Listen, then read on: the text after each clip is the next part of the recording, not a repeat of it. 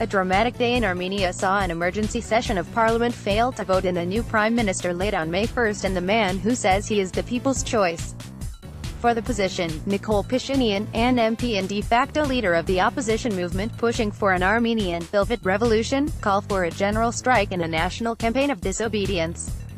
Pashinian was the only nominee for the post of PM, but he only received 45 votes, short of the 53 needed, as the ruling Republican Party of Armenia (HHK) decided to thwart his bid to lead a new government.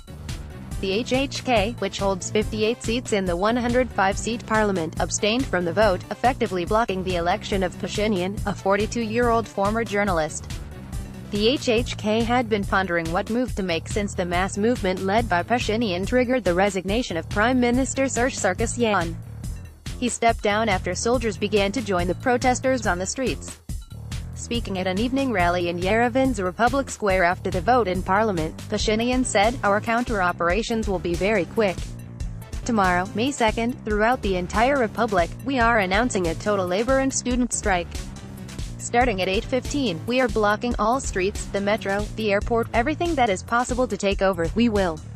Pashinian ended the evening's rally with a call to people to not commit even one act of violence to mar our victory.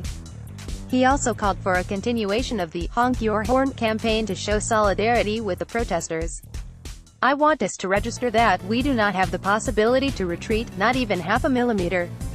We must press ahead. Today, there is no power in the country who can reject your power," Pashinian said. As things stand, the HHK, accused of indulging cronyism and corruption in the impoverished small country during Sarkisyan's 2 terms as president before his failed attempt to settle in the prime minister's office, is left in charge. The government is thus still headed by acting Prime Minister Karen Karapetyan, who was PM for 2 years until Sarkisyan took over.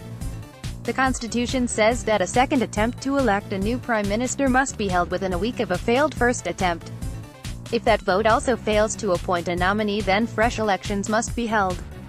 The vote came after some 8 hours of speeches during which Pashinian was grilled by parliamentarians. Pashinian immediately left the parliament building to speak to massive crowds on Republic Square, where he called for the general strike. 2 opposition members from the Zarukian party that is controlled by a local oligarch of the same name failed to show up for the vote, reducing the opposition bloc's vote count to 45. One HHK party member also failed to show and later submitted his resignation to his party.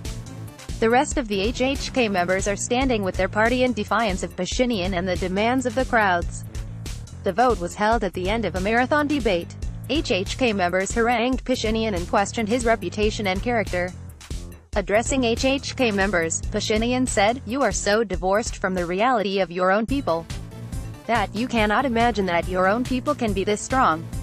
The Republican Party does not exist anymore, so I won't address you as a party, but will address each of you as individuals. There is no scenario where the people will not win, you are just playing with time, and it is not dignified of you and your party," he added.